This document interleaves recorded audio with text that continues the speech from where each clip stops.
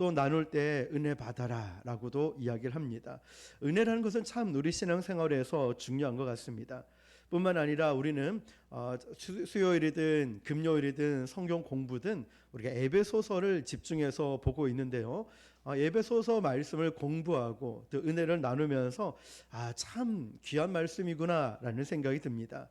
에베소서는 교회론에 대해서 담겨져 있기 때문에 우리가 교회를 세워나가면서 에베소서를 반드시 알고 갈 필요가 있습니다. 교회의 기본인 은혜를 알고 실천하는 것은 너무나 중요한 것입니다. 왜냐하면 교회의 시작도 은혜로 시작을 했고 교회를 끌고 가는 힘도 은혜이기 때문입니다. 우리는 세상 끝날까지 하나님의 은혜로만 살게 될 것입니다. 이 끝없는 은혜 가운데 사는 성도들이 어떻게 살아가야 할지를 함께 나누고자 합니다. 에베소서 2장을 읽어보신 분들 아시겠지만 1절에서 3절까지를 보면은 우리가 하나님 은혜 밖에 있을 때 어떠한 존재인지를 나타내고 있습니다. 얼마나 추한 과거를 드러내고 얼마나 연약한 또 죄인이었는가가 1절부터 3절까지 드러나 있습니다. 이 사실을 우리가 알아야 될 필요가 있습니다. 왜냐하면 우리는 가끔씩 은혜 받은 것을 너무나 당연시 여길 때가 있고 이 은혜 받은 것에 대한 감사를 잃어버릴 때가 있기 때문이죠. 그래서 이 감사함을 다시 회복하려면 우리가 저와 여러분이 은혜 받기 전에 영적으로 얼마나 비참한 또 얼마나 큰 죄인이었는가를 알아볼 필요가 있습니다. 첫 번째, 은혜 밖에 있을 때 우리는 어떤 존재였냐면 허물과 죄로 죽었던 모습이죠. 영적으로 죽어 있다는 것입니다. 여러분, 영적으로 죽어 있다는 뜻이 무엇일까요? 영적으로 죽어 있으니까 영적인 반응을 할 수 없다는 것입니다. 하나님 말씀을 들었는데도 무슨 말씀인지를 몰라요. 성경 말씀을 읽었는데도 이해가 되질 않아요. 은혜를 받고도 이게 은혜인 줄 모른다는 것, 이것이 바로 영적으로 죽어있는 상태입니다. 2절 말씀 보니까요, 그때 너희는 그 가운데서 행하여, 어떤 가운데서 행했을까요? 그런 죽음과 같은 상황 속에서 우리가 푹 빠져 살았다는 뜻입니다. 지난번 필리핀 선교사님 오셔서 간증 또 선교 보고한 것을 여러분 기억하실 겁니다.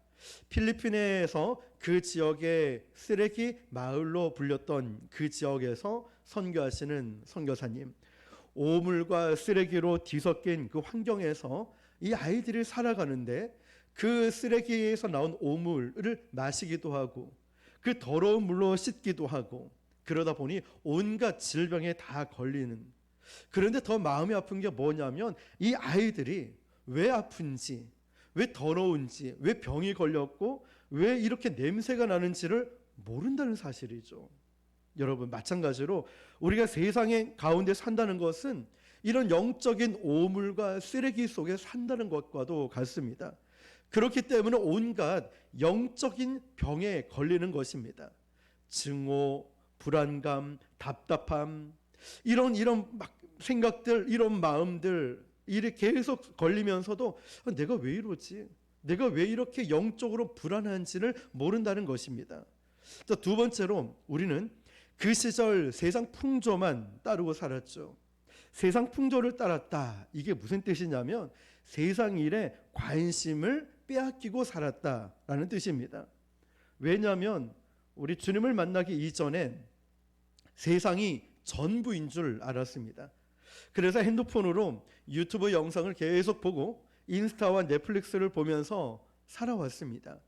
거기서 나오는 영상들이 가짜 뉴스가 굉장히 많음에도 이것이 진리인 마냥, 이것이 전부인 마냥 믿고 살아왔죠. 그래서 최신 유행하는 영화를 보거나 드라마를 보거나 패션이나 음악을 파악하려 했고, 증권과 부동산 시세, 정치 동향이 어떤지 온갖 모든 시선을, 신경을 집중하면서 살아왔습니다. 그게 전부인 줄 알았거든요. 물론 크리스천들은요, 그런 거 몰라도 된다는 뜻은 아닙니다. 알아야 됩니다. 목사인 저도 그런 정치도 조금 알 필요도 있고 또 세상이 어떻게 돌아가는지 알 필요도 있습니다. 그래서 이번에 오늘 제가 중고등부 설교를 했기 때문에 애들이 게임을 좋아하잖아요. 저는 이번에 아시안 게임 때 게임으로 금메달 딴 거 보고 깜짝 놀랐습니다. 아니 무슨 게임으로 금메달을 따고 군대 면제까지 당하나 봤더니 여기 잘 모르시는 분도 많을 것 같아요. 롤이라는 게임이 있어요. 리그 오브 레전드가 저 줄임말로 롤이라는 게임이 있는데 거기에 우리나라의 그 페이커라는 그 아이가 20대 초반인가 그런데 걔가 거의 손흥민 BTS급의 신으로 불린다는 게이머더라고요. 엄청 잘하는데 저는 눈이 막 하나도 모르겠어요. 어지러워가지고 나이가 들었나 봅니다. 어쨌든 게임을 그렇게 해서 제가 보고 오늘 설교하면서 애들하고 나눴을 때 그나마 조금 공감대가 형성이 되는 것 같아요. 물론 이런 것도 알 필요가 있겠죠. 근데 여러분, 우리에게 정말 중요한 것은 하나님의 뜻입니다. 이것이 가장 중요한 거예요. 하나님의 뜻을 분별하는 것이 가장 중요하고 세상의 뉴스는 그 다음이라는 거죠. 그래서 우리는 기도하고 예배 시간이 중요하지 않습니까? 피곤해도 기도하고 바빠도 기도하고 예배의 자리는 목숨과 같이 지키려고 애를 쓰지 않습니까? 그러나 하나님을 모르는 사람, 세상 사람들에게는 세상 것이 제일 중요합니다. 세상 것밖에 모르고 이 땅의 것이 전부인 것처럼 살아가기 때문이죠. 그래서 세상 풍조를 따랐다라는 말은 세상 방식대로 살았다라는 것이죠. 세상 방식이 뭘까요? 사람들 보지 않는 데서 흉을 보고 상황 따라서 말 바꾸고 자기 살기 위해서 수단과 방법을 가르치지 않고 남을 짓밟고 살아가는 이런 약육 강식의 이런 방식대로 살았다는 것이죠. 세 번째로 보면은 우리가 주님을 만나기 이전에는 사단의 리더십을 따라 살았습니다. 2절에 보니까 공중의 권세를 잡은 자를 따랐다라고 했죠. 이 말씀을 찾아보니까 유대인들은요 우주를 3계층으로 나눴습니다. 3개의 계층으로 구분을 했어요. 첫 번째 계층은 우리가 살고 있는 이 땅이에요. 사람들이 거주하는 이 땅을 첫 번째 계층이라 불렀고, 두 번째 계층은 공중입니다. 마귀의 거주지가 되는 공중. 세 번째 계층은 천국이에요. 하나님이 계신다고 그들은 믿었습니다. 정리하면 첫 번째 계층인 1층은 우리 사람들이 살고, 두 번째 계층 2층은 마귀가 살고, 세 번째 계층 3층은 하나님이 계신다라고 믿었습니다. 우리는 하나님을 믿기 전에 우리는요 공중 권세 잡은 마귀에 속해 있던 자들이었습니다. 이 마귀의 특징은 불순종 가운데 역사하는 영이라고 했습니다. 마귀가 왜 마귀가 되었을까요? 본래 천사였던 이 마귀는 불순종해서 마귀가 된 것이죠. 이 마귀는 가만히 있지 않습니다. 지금도 활발하게 역사하고 있어요. 우리가 눈에 보이는 모든 것 보십시오. 거짓, 폭력, 전쟁, 음란, 도박, 그 악한 행위들, 그 뒤에는 그 배후에는 반드시 역사하는 영이 있는데 그곳에는 마귀가 역사하고 있다는 것이죠. 그냥 우연히 일어나는 나쁜 일이 있는 것이 아니라 나쁜 일 그 배후에, 악한 일 배후에는 마귀가 있다는 거죠. 왜냐? 모든 선한 일 배후에는 무엇이 있을까요? 하나님이 계시듯 우연히 일어나는 일은 없다는 것입니다. 모든 마귀가 역사하고 있다는 거죠. 바로 지금 이 순간에도 움직이고 있습니다. 그래서 매 순간 우리가 하나님 손에 내 자신을 의탁하지 않으면 우리는 계속 마귀에게 휘둘리게 되는 거예요. 그래서 쉬지 말고 기도하라. 저는 그것이 좋은 게 새벽 기도 와서 하나님께 매달리고, 저녁에 와서 하나님께 매달리고, 수요 예배, 금요 예배, 토요일이든 중보 기도 시간이든 수시로 와서 이 예배의 자리를 통하여 하나님께 내 모든 것을 맡기는 것입니다. 답답함, 두려움도 다 맡기는 것입니다. 왜냐? 마귀가 내 마음을 좌지우지하지 않도록 말이죠. 왜냐하면 우리 마음을 그냥 내버려 두면 마귀가 자꾸만 휘두니까. 세상을 따르고 마귀를 따르는 사람들의 특징은 육체의 욕심을 따라 산다는 것이죠. 3절을 같이 읽어볼게요. 시작. 전에는 우리도 다 그 가운데서 우리 육체의 욕심을 따라 지내며 육체와 마음에 원하는 것을 하여 다른 이들과 같이 본질상 진노의 자녀이었더니. 아멘. 저 밑에 보시면은 육체를 영어를 성경에 보면 simple desire라고 되어 있습니다. 이게 무슨 뜻이냐면 죄의 욕망에 따라 살았다. 이게 육체라는 것입니다. 죄의 욕망에 따라서. 여러분, 우리가 저와 여러분의 본성 그대로 하고 싶은 대로 놔두면 어떻게 될까요? 자동차 기어를 중립에 딱 놓고 내리막길 위에 세워놓으면 이 자동차는 어떻게 될까요? 그냥 미끄러져서 낭떠러지로 추락하게 될 것입니다. 죄인인 저와 여러분도 그냥 하고 싶은 대로 내버려 두면 우리는 추락하게 될 것입니다. 화려하게 치장하고 멋지게 옷을 입고 있다 할지라도요, 죄의 본능들이 흘러 들어가서 우리는 가만히 놔두면 세상과 함께 멸망하게 될 거예요. 세상은 우리의 욕심을 부추깁니다. 하나님은요, 저와 여러분의 필요를 채워주시는데 마귀는 항상 우리의 욕심대로 살게 만듭니다. 하나님은 우리의 필요를 채워주시고 마귀는 우리의 욕심대로 살게 하고, 그리고 그 욕심은 끝이 없어요. 그렇죠, 여러분? 이거 하나 채워지면 또 다른 걸 요구하게 됩니다. 그래서 세상의 영으로 살면은 만족함이 없습니다.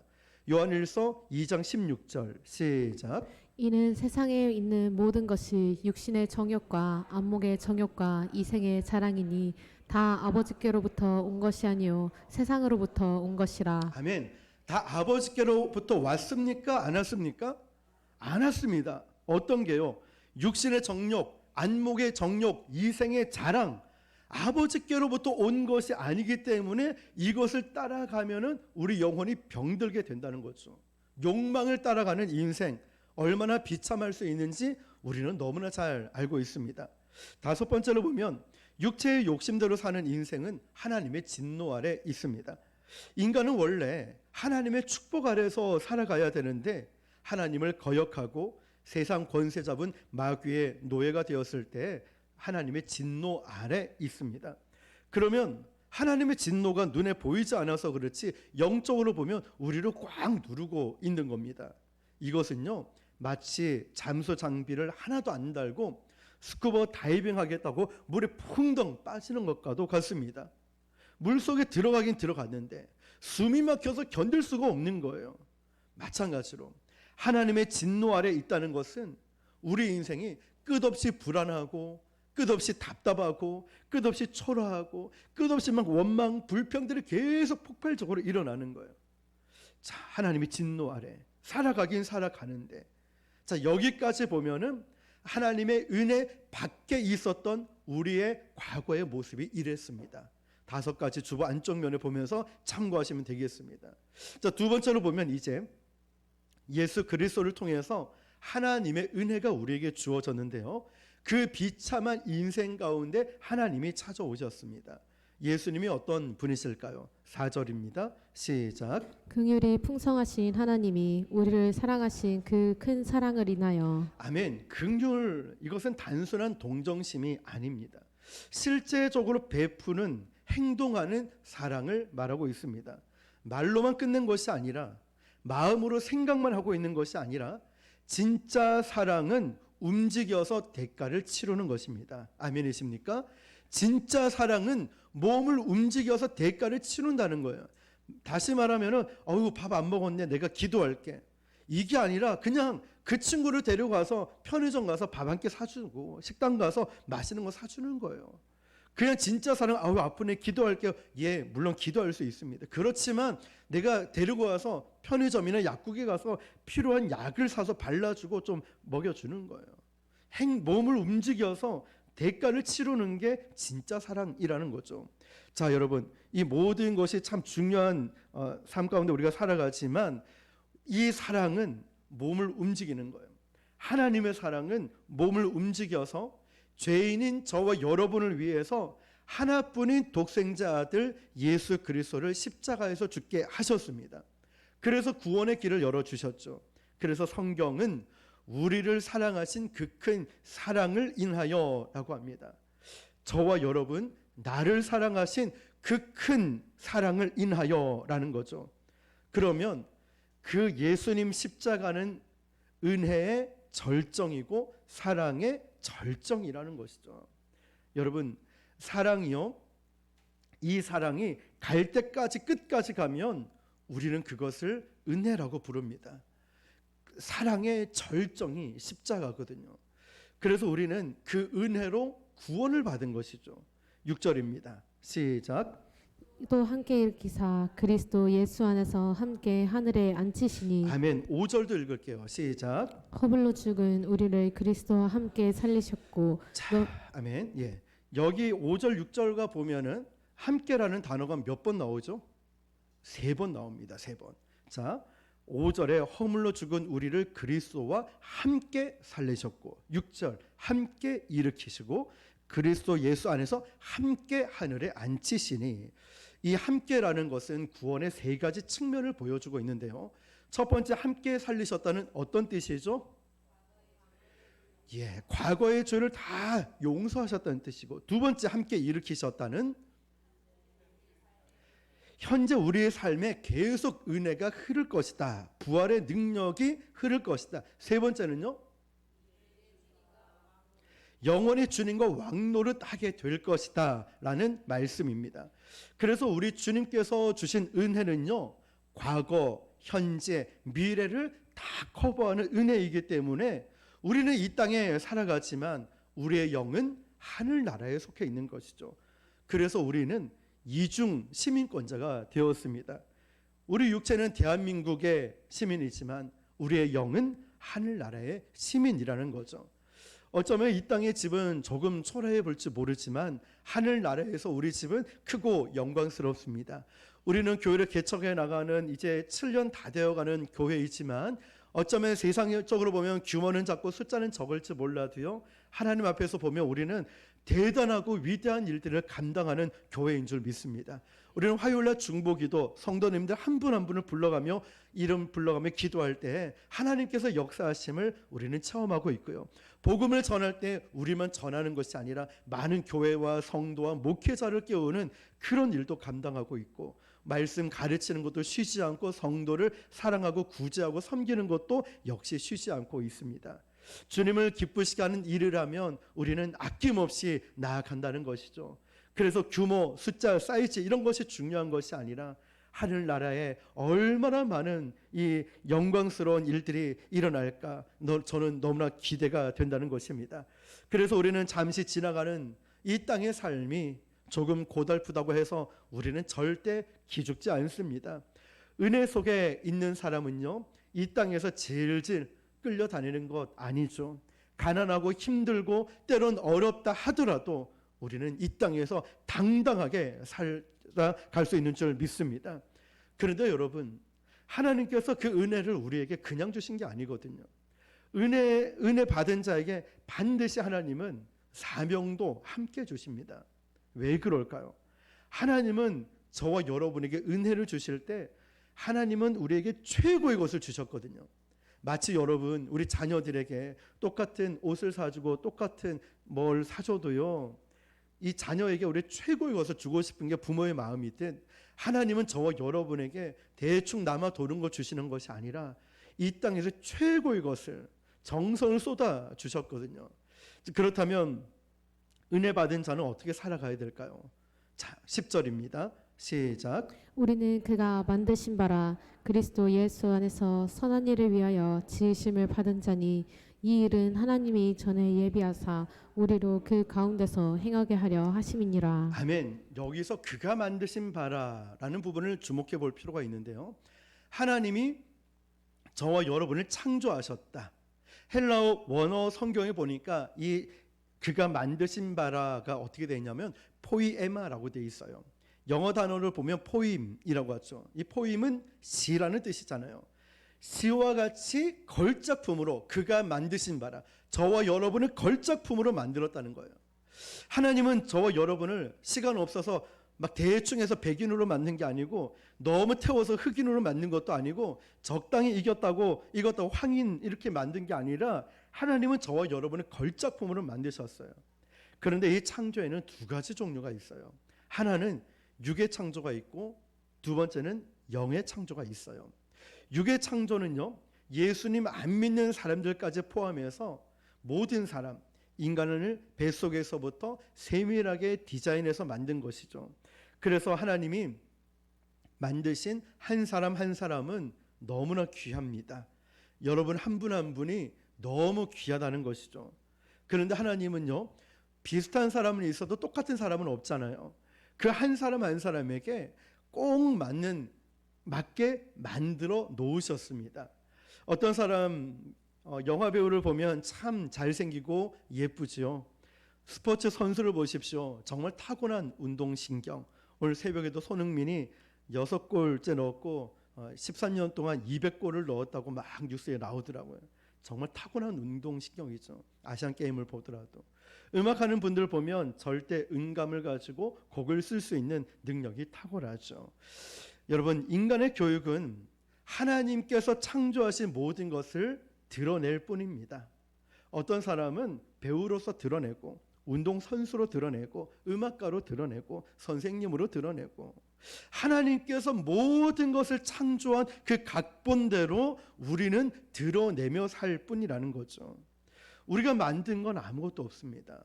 내가 태어날 때 남자로 태어나고 싶다, 여자로 태어나고 싶다, 키는 180 이상, 몸매는 이렇고, 어떤 가정 환경 아무것도 없지요. 하나님이 저와 여러분의 인생을 디자인하신 것이죠. 태어나기 전부터. 그래서 우리의 두뇌, 외모, 재능, 이 모든 것은 하나님의 은혜의 창조라는 것이죠. 그러므로 감사하며 살아야 됩니다. 그런데 육체적인 창조만 가지고는 부족합니다. 이건 마치 유명한 연예인들의 멋진 모습들을 실제 모양으로 만들어 놓고 박물관에 전시해 놓은 것도 같겠죠. 너무나 실물과도 똑같은데 그 박제해 놓은 인물들은 어떻습니까? 아무 힘이 없어요. 왜냐? 생기가 없으니까 말이죠. 겉모습은 잘 만들어 놨는데 아무런 힘을 쓸 수가 없어요. 왜냐하면 하나님을 안 믿는 사람들이 바로 이런 존재이거든요. 겉은 멀쩡하고 멋있고 아름답고 능력도 탁월해 보이지만 영이 생기가 없기 때문이죠. 그러나 우리가 예수님을 믿고 구원받았을 때 우리 영은 살아나는 거예요. 이게 두 번째 영적인 창조라는 겁니다. 그래서 하나님께서 우리 육체를 창조하시고 우리 영을 창조하시고 살리셔서 우리 크리스천들을 이렇게 세우셨는데 얼마나 기가 막힌 존재로 만들어 놓으신지 모릅니다. 나는 이 땅에 살 가치가 없어. 나를 왜 이 모양 이 꼴로 만들었어? 네, 저도 말씀을 준비할 때 어렸을 때 사춘기 시절에 나라는 찬양을 참 많이 불렀습니다. 나 가진 재물 없으나, 나 남이 가진 지식 없으나, 이런 찬양을 부르면서 왜 나는 이렇게 없는 게 더 많습니까? 좀 저에게도 이런 것도 주시고 저런 것도 주시고. 근데 후렴에 어떤 찬양이죠?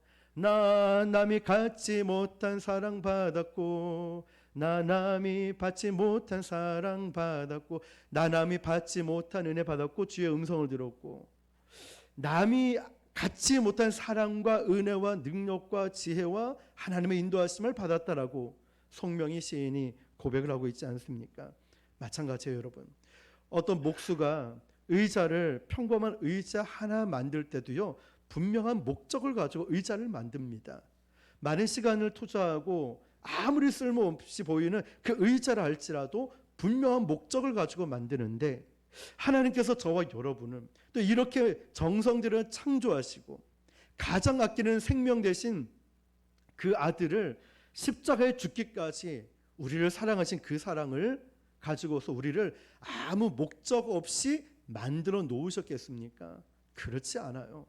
저와 여러분이 뭐 앞에 보이는 저같이 설교를 하든 찬양 인도를 하든 아니면 청소를 하든 음식을 하든 차량 운행이든 뭐든 간에 하나님은 분명한 목적을 가지고 저와 여러분을 창조하셨습니다. 그리고 그 가운데, 그 과정 가운데 고난도 주고 풍랑도 주고 어려움도 주면서 우리를 그 목적에 맞게 하나님이 이끌어가고 계신다는 것이죠. 그렇다면 그 목적이 뭘까요? 천국 가는 것이요? 만약에 그게 천국 가는 것이 목적이라면 지금 당장 죽이셔야죠. 그래서 우리 지금 천국 가는 게 제일 좋잖아요. 뭐 하려고 몇십 년씩 7, 80년 막 이렇게 살면서 있겠습니까? 천국이 목적이라면 지금 당장 죽여주세요. 주님, 저 천국 갈게요. 근데 우리를 살려놓으셨단 말이에요.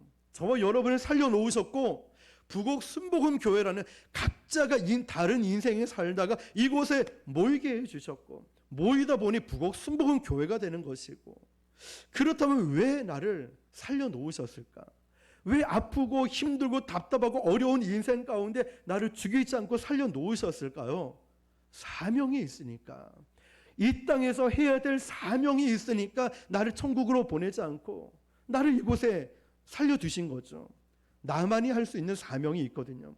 그래서 10절에 보면 그리스도 예수 안에서 선한 일을 행하는 것이라고 기록하고 있어요. 세상에 두 종류의 사람이 있습니다. 평생 남에게 해를 끼치고 짐만 되는 그런 존재가 있고, 다른 사람의 인생을 어떤 사람은 죽음에서 생명으로 바꾸는 선한 일을 하는 그런 존재들이 있습니다. 이것은 사람의 힘으로 하는 것이 아니라 은혜를 받은 사람들이 성령의 힘을 가지고 하는 겁니다. 은혜 받은 사람이 사람 살리는, 영혼을 살리는 일을 하는 것이죠. 저와 여러분이 바로 그 사명 때문에 하나님이 각양각처에 살다가 이곳에 보내주신 줄 믿습니다. 우리는 사람을 살려야 돼요. 영혼을 살려야 됩니다. 죽어가는 영혼을 살리는 교회가 되고 저와 여러분이 되어야 되는 줄 믿습니다. 그것 때문에 내 생명 거두어가지 않고 이 땅에 살아가고 있는 줄 믿습니다. 그렇다면 은혜 받은 자는 어떤 사명일까요? 그 첫 번째가 믿음으로 살아가야 돼요. 8절입니다. 시작. 너희는 그 은혜에 의하여 믿음으로 말미암아 구원을 받았으니 이것은 너희에게서 난 것이 아니요 하나님의 선물이라. 아멘. 은혜는요, 사랑받을 자격이 안 되는 사람을 사랑하는 게 은혜라고 했죠. 용서할 수 없는 사람을 용서하는 게 은혜였죠. 지난 금요일에 사랑에 대해서 나누었죠. 아가페. 아우, 목사님 절대 저는 저런 사람 사랑 못합니다. 나 용납 못합니다. 그래서 하라는 거예요. 그게 아가페의 사랑이니까. 인간이 만들 수 있는 게 아니죠. 왜냐? 은혜는 100% 누가 주실까요? 하나님이 주시는 것이죠. 그렇다면 은혜는 누구에게 속한 겁니까? 하나님께 속한 거예요. 하나님이 주시니까. 그럼 믿음은 누구에게 속했을까요? 인간에게 속한 것입니다. 그러면 이거죠. 은혜는 하나님이 주시는 거죠. 그 은혜에 대한 반응이, 우리의 반응이 뭘까요? 믿음이라는 거예요. 은혜 받은 자의 반응인 믿음이라는 것입니다. 여러분, 그래서 우리가 은혜 받고 나면은 믿음으로 살려고 애를 쓰잖아요. 막 기도에 불을 꺼뜨리지 않으려고, 막 전도하려고, 성도를 섬기려고, 막 헌신하고 희생하는 거 남에게 알아주고 막 인정받기 위함이 아니잖아요. 하나님 앞에서 하는 거잖아요. 은혜가 하나님께 속한 것이라면 믿음은 인간에게 속한 것입니다. 아무리 좋은 약을 줘도요, 내가 먹지 않으면 소용없습니다. 믿음은 하나님이 공짜로 주신 은혜의 선물을 받는 것이고, 내가 받기로 결단하는 것이 믿음이라는 거죠. 그것이 구원입니다. 자, 그러면 구원받을 때도 믿음이 필요하죠. 구원받은 다음에 우리가 날마다 살아갈 때도 우리는 무엇으로 살아가야 될까요? 믿음으로 살아가야 되는 거예요. 자, 구원받을 때도 믿음이 필요하지만 우리가 구원받은 뒤에 살아갈 때도 믿음이 필요한 거예요. 그래서 믿음으로 사는 자는 어떤 위로를 받죠? 하늘 위로를 받는다 고백했죠. 내 주 예수 모신 곳이 그 어디나 하늘나라 믿음으로 고백하잖아요. 하나님께서는요, 우리에게 항상 최선을 것을 주십니다. 그것을 믿고 살라라는 거죠. 그 믿음의 배후가 뭐가 있냐면, 우리를 위해서 생명까지 자기 아들을 내어주신 그 십자가의 사랑이 있어요. 독생자 아들 예수님을 십자가에 죽기까지 내어주셨는데 저와 여러분에게 아낄 게 뭐가 있겠습니까? 나는 이미 다 줬는데, 최고의 사랑을 줬는데 하나님이 저와 여러분에게 아낄 게 뭐가 있겠습니까? 우리도 자녀들에게 내 전 재산을 다 주고 내 아낌없이 목숨까지 줬다. 예를 들어 내 콩팥 하나 떼줬다. 이러면 내가 모든 것을 너에게 다 줬는데 내가 그건들 못하랴? 내가 이건들 못하랴? 너에게 못 줄 게 뭐가 있냐? 나는 다 줄 수 있다, 너를 위해. 주님이, 하나님이 바로 이 말씀하시는 거예요. 그래서 우리가 순간순간 닥치는 모든 문제와 위기 앞에서 내 자신을 좀 믿지 말고요, 사람 좀 믿지 말고, 저 돈만 있으면 된다, 돈 믿지 말고 하나님을 믿으라는 거예요. 하나님을 좀 보고 믿으라는 거예요. 내가 아낌없이 내 아들을, 예수님을 이 땅에 보내줘서 십자가 죽기까지 너를 사랑했는데 좀 믿으라고 말씀하시는 거예요. 이해할 수 없는 어려움이 와도요, 하나님을 불신하지 말라는 거예요. 내 계획대로, 내 뜻대로, 물질의 복, 직장의 복, 배우자의 건강에 여러 가지 내 계획대로 안 돼도 좀 그럴 때마다 하나님 불신하지 말고 그때 기도의 자리에 와서 하나님께 부르짖고 하나님을 찾으라는 거예요. 은혜 안에 있는 사람은 믿음으로 삽니다. 믿음은 은혜 받은 사람만이 할 수 있는 담대한 선택이에요. 아무나 믿음으로 못 살아요. 은혜 받은 사람이 믿음으로 살아냅니다. 저는 저와 여러분들이 이번 한 해도 남은 시간들마다 믿음으로 어떤 시련이 와도 믿음으로 승리하시길 축복합니다. 두 번째, 우리는 어떻게 살아가야 되냐면 감사하며 살아가야 돼요. 은혜는 하나님의 전적인 주권이죠. 은혜를 우리에게 선물로 주셨습니다. 그런데 이 은혜를 영어로 하면 그레이스죠. 그레이스.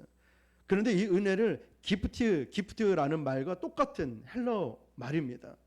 그레이스와 기프트가 똑같은 헬러 뜻이에요. 선물을 주신 이에게 드리는 최고의 반응인 뭘까요? 이번 명절 때 선물 많이 받으셨습니까? 용돈 많이 받으셨어요. 그런데 예를 들어서 제가 어떤 분에게 선물을, 아주 귀한 선물을 사서 딱 드렸습니다. 정성껏 드렸는데, 아이고 뭐 목사님 뭐 이런 걸 다 주고 그러세요. 목사님 돈도 없을 텐데 그냥 가져가세요. 이러면 제 마음이 어떨까요?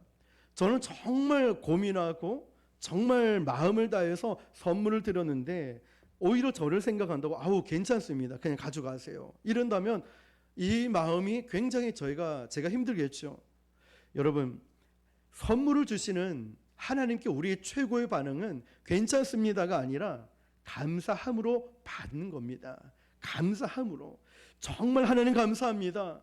저에게 이런 거 주시고 이런 은혜를 주셔서 하나님 감사합니다. 감사함으로 받는 것입니다. 그러면 그 다음부터 살아가는 모든 삶이 감사뿐이에요. 20세기 초에 여러분 잘 아시겠지만 타이타닉호 침몰한 이 과정을 영화로도 나와서 아마 다 아실 겁니다.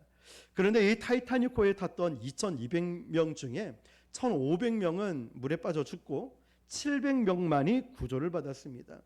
그런데 그분들이 이 조그만 보트를 타고 살아난 것이 아니라 그 보트를 타고 있으면서 버틸 수 있는 것은 몇 시간 안 됐다고 합니다. 그런데 다행히도 3시간 거리에 있던 어떤 한 여객선이 전 속력을 다해서 이 보트 있는 곳으로 달려왔답니다. 그래서 그 조그만 보트에 탔던 700명들을 구조했기 때문에 그 700명이 살아났다고 합니다. 그런데 그 살아남은 700명의 이야기를 제가 쭉 읽어보니까 하나같이 전혀 없었던 감사로 가득했다라는 거죠. 어떤 감사일까요? 700명, 또 여객선에 타고 있던 사람까지 예를 들어서 1000명 정도 된다 칩시다. 그러면 원래 그렇게 큰 여객선이 아닌데 화장실은 얼마나 불편할까요? 음식은 또 얼마나 이렇게 대충 만들어질까요? 그리고 줄은 또 얼마나 길게 서야 될까요? 그렇게 이 작은 배에 수많은 사람이 탔더니 사람처럼 괴롭고 불편했을 것입니다. 그럼에도 불구하고 감사했다는 거예요. 에어컨이 나오지 않고 아니면 히터가 나오지 않고 잠자리도 불편하고 다 불편해. 주차도 불편하고 모든 게 불편해요. 그런데 그 사람들에게는 불평이 없이 감사밖에 없었대요. 왜 그럴까요, 여러분? 만약에 타이타닉호에 그대로 남아있더라면 이 700명은 다 죽었거든요. 죽었던 사람들이거든요. 그런데 지금 어때요? 이 사람들은 살아났잖아요. 죽음에서 구원받은 사람이잖아요. 그러니까 이 사람들은요, 줄이 길든 화장실에 냄새가 나든 음식에 맛이 없든 하나도 불편될 게 없어요. 죽음에서 구원받았거든요. 웬만한 일은 불평하지 않아요. 그래도 감사, 저래도 감사, 무조건 감사, 감사 위에 감사밖에 없는 거예요. 여러분, 앞으로 우리가 살아가면서 은혜를 입은 사람은 이처럼 감사밖에 알 수 없어요. 우리가 교회를 세워나가고 또 장소가 협소하고 어쩌면 주차도 불편하고 서로 성격과 성향이 다르다 보니 부딪히는 일도 있겠지만 이때 이걸 생각하십시오. 내가 이 교회를 만나지 않고 내가 여기서 봉사하지 않고 내가 예배 드리지 않고 또 주님을 만나지 않았더라면 나는 내 인생은 어떻게 됐을까? 우리 주님을 생각하며 여러분 어떠한 상황에도 감사를 찾아내서 감사를 하시는 저와 여러분 되시길 축복합니다. 마귀는 아시죠? 원망과 불평의 영입니다. 그래서 완벽한 상황이라도 마귀는요 귀신같이 불평거리를 찾아내요. 이 환경이 좋고 주차도 좋고 맛있는 음식과 모든 음향시설이 다 좋은데도요 우리는 옆에서 볼 때 야 교회가 참 예쁘고 좋네, 성도도 좋고 목사님 말씀도 좋네, 기가 막히게 불평하는 사람은 거기서도 불평거리를 찾아내요. 대단하지 않습니까? 원망거리를 찾아내요. 예배 왜 드렸냐? 여기는 커서 싫대요. 여기는 어떤 데 작아서 싫대요. 시끄러워서 싫대요. 어떤 조용해서 싫대요. 대단하지 않습니까? 마귀는 항상 불평거리를 찾고 찡그릴 거리를 찾아냅니다. 그러니까 우리 영이 자꾸만 병들게 된다는 것이죠. 자, 여러분 십자가의 은혜를 경험한 사람도요 이런 불평의 영에 휘말리면 감사를 잃어버려요. 그러면 약속의 땅에 들어갈 수 없게 되죠. 이스라엘 백성들처럼. 자, 여러분 의지적으로 힘들고 짜증나고 불평날 때 주님의 십자가의 은혜를 생각하고 감사하시길 바랍니다. 힘들고 어려운 상황 가운데 불평할 걸 찾아내지 마시고 감사할 것 찾아내십시오. 원망할 것 찾아내지 마시고 감사를 찾아내시길 바랍니다. 그때 하나님께서 하늘의 문을 여시고 축복해 주실 것입니다. 어떤 은혜가 나를 살렸는가, 어떠한 은혜가 나를 살렸는가를 생각하며 여러분 날마다 감사하며 살아가시길 축복합니다. 마지막 세 번째로 보면 7절입니다. 시작. 이는 그리스도 예수 안에서 우리에게 자비하심으로써 그 은혜의 지극히 풍성함을 오는 여러 세대에 나타내려 함이 하심이라. 아멘. 오는 여러 세대에 나타난다. 저와 여러분을 통해서 하나님의 은혜를 흘려보내는 축복의 통로로 저와 여러분을 삼기 원하신다는 거죠. 여러분을 구원하신 목적은요 바로 저와 여러분 통해서 많은 사람을 구원하기 원하십니다. 저는 지난 금요일에 엊그제 부곡시장에 갔습니다. 물론 명절 당일이라 문 닫고 거의 없을 것 알고 갔습니다. 그런데 왜 갔냐면 전도하러 가기보다는 하나님 앞에서 그 약속을 지키고 싶다라는 이 마음이 늘 있거든요. 부득이 못 갈 상황이 되면 어쩔 수 없겠지만 그러나 갈 수 있다면 잠깐이라도 한 바퀴 도는데 얼마나 걸리겠습니까? 하나님 앞에서 그 약속을 지키고 싶다라는 이 마음으로 갔고 또 갈 때 이 마음이 생기는 거예요. 혹시나 명절 때 가족이 없어서 외로워서 장사 나온 분은 계시지 않을까라는 이 마음을 가지고 갔습니다. 갔더니 조그만 마트와 그 다음에 또 과일 가게와 또 부식 가게 한 3군데 정도만 문 열고 나머지는 다 닫혀 있더라고요. 그런데 한 바퀴를 조용한 곳에 쭉 돌아보니까 굉장히 반가운 게 있었습니다. 우리 교회 달력이 곳곳에 이제 걸려 있는 게 눈에 확 들어오더라고요. 그래서 추석 끝나면 10월 달이 되니까 9월 달 달력을 다 찍고 그 가게 또 시장을 위해서 기도하고 오는데 마음이 너무 행복하더라고요. 그러면서 하나님께서 왜 나를 살려두셨을까? 왜 저와 여러분을 살려두시고 우리 교회를 이렇게 또 교회가 많은데 세우셨을까? 여러 생각에 잠기고 기도하는 마음으로 돌아왔습니다. 하나님께서 우리를 살려두신 우리 인생에 사명이 있더라고요. 살아있는 순간순간을 복음을 전하는 축복의 통로가 되기 위해서. 그런데 저는 요즘은 전도하는 게 옛날처럼 막 사형리를 전하고 길거리에서 붙잡고 이런 게 오히려 거부감을 주는 시대가 돼버렸습니다. 진짜 중요한 거는 내 표정이, 내 얼굴이, 내 말 한마디가, 따뜻한 말 한마디가 최고의 전도지가 되더라고요. 그래서 우리는 가면서 처음부터 복음을 전하지 않고 좋은 사람, 믿을 수 있는 사람, 좋은 이웃, 따뜻한 교회가 되려고 애를 쓰고 있죠. 여러분 이처럼 우리는요 은혜 받으면 결코 가만히 있을 수가 없어요. 은혜 받을 때 지금은 잘 없지만 예전에는 은혜 받으면 막 뛰쳐나가서 막 복음 전하고 있지 않습니까? 어떤 그 페이스북 친구였던 일본 도쿄에 있는 그 성도님이 매일같이 그분도 일본에서 전도를 하는데 영상을 하나 올렸더라고요. 일본 청년 한 명이 예수님을 만나서 지하철역 앞에서 일본어로 예수님 믿어야 됩니다. 나는 죽었다가 이제 살아났습니다. 예수님 믿어야 됩니다. 그 영상을 보여주는 거예요. 우리도 그런 은혜가 좀 있었으면 좋겠다라는 마음도 생기고 여러 생각들이 많이 되죠. 저와 여러분 통해서 하나님은 은혜를 주시면서 죽어가는 자 살리고 상처받은 자 치유하고 꿈을 잃어버린 자에게 격려하고 가난한 자를 보살피는 그런 존재로 살다가 하나님께로 가기를 하나님은 원하신다는 것입니다. 이 일은 하나님의 전에 예비하사, 영어 성경에 보니까 태초부터 예비하셔서 우리로 그 가운데 행하게 하려 하심이라 라고 되어 있습니다. 이 말씀의 뜻이 뭐냐면 하나님은 우리 인생의 각본을 갖고 계시다는 거예요. 우리 마음대로 먹고 마시고 그런 즐겁게 사는 존재가 아니라 하나님의 영광을 위해서 살게 된 또 우리 인생의 각본이 있다는 거죠. 저는 하나님의 은혜로 사는 저와 여러분들은요, 아브라함이 갈대 우르에서 하나님의 콜링을 받고 어디로 갈 바를 알지 못했지만 담대히 갈대 우르를 박차고 나가잖아요. 그런데 거기서 아브라함 통해서 뭘 알 수 있습니까? 담대함과 은혜를 우리가 찾을 수 있어요. 아니 어디로 가야 목적지도 없는데 그냥 부르심 따라 가요. 이게 바로 은혜 받은 자의 삶이라는 거예요. 우리는 미래에 배우자가 누가 될지, 또 집을 사게 될지, 자녀는 어떻게 놓게 될지 우린 미래는 잘 몰라요. 그렇지만 한 가지 확실히 알잖아요. 내 인생을 누가 디자인하시고 누가 이끌어가는지 하나님이라는 걸 알고 있잖아요. 그래서 우리는 상상하지 못한 인생을 우리는 살아갈 수 있다는 거예요. 내 인생을 하나님이 책임져 주시니까.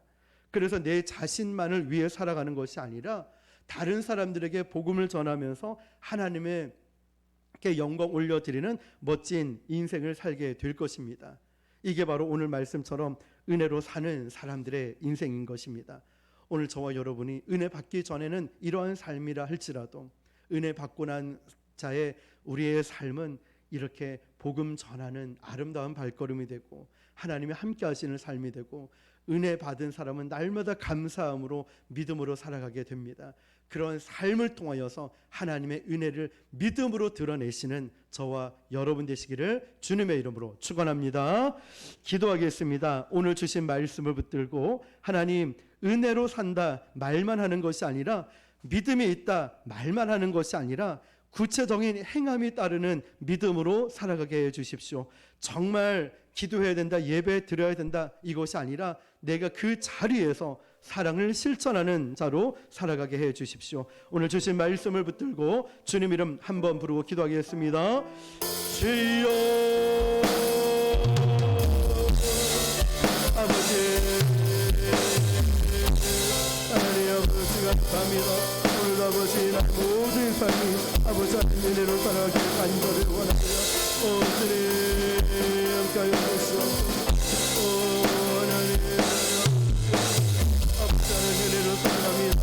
주님 아버지 하나님 감사하며 살아가게 해주시고 믿음으로 살아가게 하여 주시옵소서. 하나님 아버지 나의 모든 삶 아버지 목적 있게 나를 삼으셨듯이 하나님 나를 창조하신 그 목적대로 하나님 믿음으로 살아가요. 하나님 도와주시옵소서. 모든 것이 은혜, 모든 것이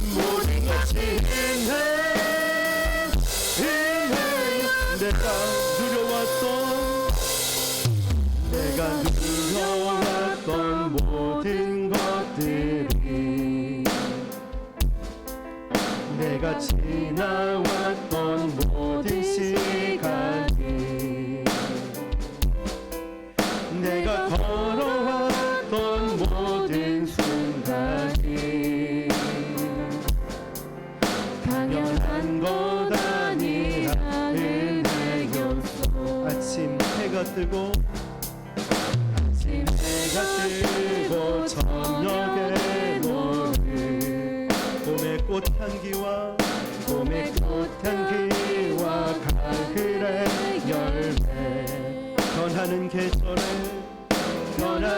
계절의 모든 순간이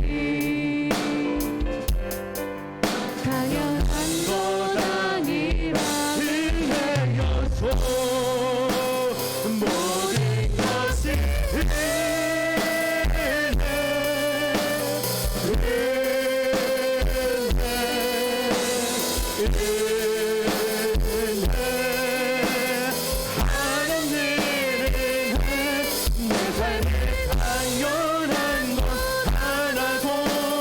없었던 것을 모든 것이 은혜였소. 내가 이 땅에 태어나 사는 것 어린아이 시절과 지금까지 숨을 쉬며 살며 꿈을 꾸는 삶 당연한 것 아니라 은혜였소. 내가 하나님의 자녀로 살며 오늘 찬양하고 예배하는 복음을 전할 수 있는 축복이 당연한 것 아니라 은혜였소. 모든 것이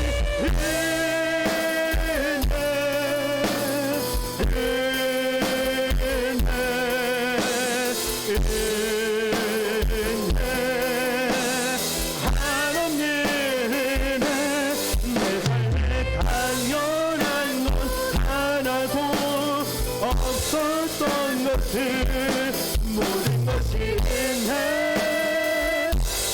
은혜였소. 아멘. 살아계신 하나님 감사합니다. 우리가 은혜로 살아야지 은혜 받았습니다 라고 많은 말을 하지만 진정한 은혜로 산다는 것이 무엇인지를 오늘 다시 한번 깨달았습니다. 은혜는 하나님이 주시는 것이고 그 반응은 믿음이었습니다. 하나님, 우리가 이제 믿음으로 살아가길 원합니다. 아무리 악조건이 있고 불평과 짜증나는 상황이라도 감사하며 살아가길 원합니다. 감사를 찾아내고 그 속에서 어쩜 그렇게 하나님의 은혜를 발견할 수 있는지 그런 탁월함이 우리에게 있길 원합니다. 그리고 은혜 받은 사람은 결코 가만히 있을 수가 없습니다. 어떻게든 복음을 전하고 복음을 삶으로 살아내고 그 복음을 위해 살아가는 것이 은혜 받은 삶의 모습이었습니다. 하나님, 이제 우리 모두가 감사하고 믿음으로 또 복음을 전하며 사는 은혜 받은 자의 삶으로 그렇게 살아낼 수 있도록 축복하여 주시옵소서. 모든 영광 주님께 올려드리며 살아계신 예수님 이름으로 기도드립니다. 아멘.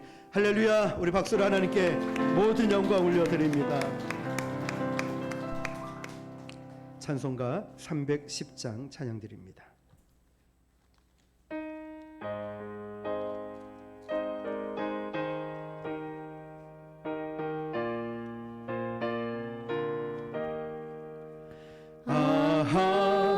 하나님의 은혜로 있을 데 없는 자 왜 구속하여 주는지 난 알 수 없도다. 내가 믿고 또 의지함은 내 모든 형편 아시는 주님 늘 보호해 주실 것을 나는 확실히 아네. 왜 내게 굳세 믿음과 또 복음 주셔서 내 맘이 항상 항상 편한지 난 알 수 없도다. 내가 믿고 또 의지함은 내 모든 형편 아시는 주님 늘 보호해 주실 것을 나는 확실히 4절 주 언제 강림하실지 혹 밤에 혹 낮에 또 주님 만날 그곳도 난 알 수 없도다. 내가 믿고 또 의지함은 내 모든 형편 아시는 주님 늘 보호해 주실 것을 나는 확실히 안돼. 아멘. 광고 말씀드립니다. 주보 뒷면을 참고해 주시길 바랍니다. 오늘 정기 셀 모임이 있는 날입니다. 그리고 셀장 모임을 10월 마지막 주 주일 2부 예배 후에 모이도록 할 텐데요. 2024년도 셀 편성을 위해서 이렇게 셀장님들과 의논을 할까 합니다. 혹시나 셀장을 혹시나 이번에는 좀 내려놓겠다라는 분이 있거나 또 셀장으로 추천하실 분, 또 셀 편성에 이렇게 의견이 있으신 분들은 우리 셀원분들은 셀장님에게 말씀해 주시길 바라고요. 그리고 월삭 기도회가 내일 월화수 새벽에 진행되고 화요일 중보 기도는 개인 기도 시간을 갖습니다. 네, 교회 감사헌금에 이제 그냥 이름만 쓰지 마시고 감사 제목도 한번 써보시고 우리 성도님들과 함께 나누면 참 좋을 것 같습니다. 기질 테스트 아직 안 하신 분들은 하셔서 알려주시길 바라고요. 가을 소풍은 10월 15일 날 11시에 양산 근린공원에서 11시까지 모입니다. 11시 출발이 아니고까지 도착이니까요. 10분 전에 도착할 수 있도록 해주시고 이제 프로그램을 좀 준비를 해야 되는데 우리 셀장님들은 셀별 장기 자랑을 좀 하나씩 준비를 해주시면 좋을 것 같아요. 이렇게 뭐 찬양을 하셔도 괜찮고요.